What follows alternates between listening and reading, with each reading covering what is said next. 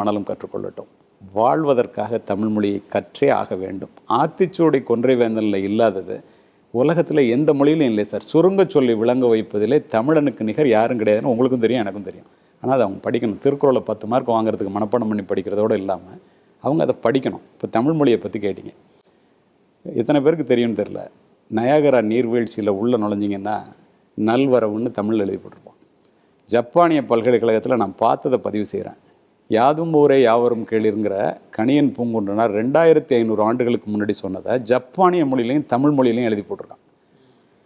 கிறிஸ்தவர்களினுடைய புனித தலமான ஜெருசலேம் ஒலிவமலையில் கிறிஸ்துவனுடைய 10 கட்டளைகளை உலகத்தில் உள்ள மொழிகளில் 23 மொழிகளை தேர்வு செய்து அதை எழுதணும்னு கல்லில் செதுக்கிறான். முதல் மொழி நம்முடைய தாய் தமிழ் மொழி. மகாத்மா காந்திக்கும் டால்ஸ்டாய்க்கும் உறவு இருந்தது, கடித உறவு இருந்தது. நீங்கள் சொன்ன அன்பு, கருணை, காதல்னா இதெல்லாம் அவர் மகாத்மா காந்தி படித்து ரொம்ப அதை பற்றி வியந்தவர். கல்கட்டா விமான நிலையத்தில் டால்ஸ்டாய் முதல் இந்தியாவுக்கு வரும்போது போய் பார்க்க போகிறார். அவர் தெளிவாக அழைச்சோன்னே, நீங்கள் எழுதுகிற கதைகள் என்னை ரொம்ப பாதிக்குது, அஹிம்சையை உங்கள்கிட்ட தான் கற்றுக்கிட்டேன், இதெல்லாம் எங்கேருந்து எடுக்கிறீங்கன்னு கேட்குறாரு. இந்தியாவில் தென் தமிழ்நாட்டில் திருக்குறள் எழுதின திருவள்ளூரினுடைய திருக்குறள் இருந்தானே எடுக்கிறேன் அப்படின்னோடனே வியந்து போன அவர், என்ன இப்படி சொல்கிறீங்க அப்படின்னோடனே, இன்னா செய்தாரை ஒருத்தல் அவர் நானும் நன்னையும் செய்து விடல் தான் மகாத்மா காந்திக்கு டால்ஸ்டாய் எழுதினதன் மூலமாக அகிம்சையே கற்றுக் கொடுத்துச்சுக்கிறாங்க. இதெல்லாம் விட ஒன்று சொல்லி முடிக்கிறேன். மார்ட்டின் சைபர் ஸ்மித்துன்னு சொல்லி ஒரு மிகப்பெரிய மனிதர்.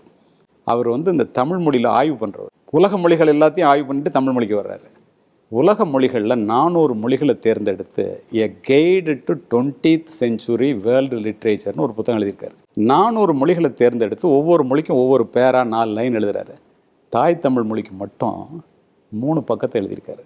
யாயும் யாயும் யாராகியரோ எந்தையும் நுந்தையும் எம்முறை கேளிர் யானும் நீயும் எவ்வழி அரிதும் செம்புல பேர் நீர் போல அன்புடை நெஞ்சம் தாம் கலந்தனவேன்னு குறுந்தொகை பாட்டு அதில் எழுதுறாரு. யார்? ஆங்கிலேயர்.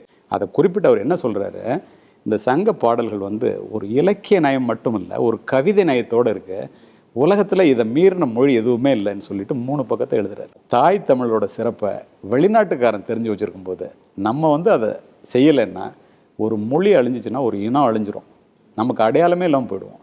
இதை இந்த இளைய சமுதாயம் என்ன வேணாலும் படிக்கட்டும், எல்லா மொழிகளையும் நேசிப்போம், தாய் தமிழை மட்டும் சுவாசிப்போம்.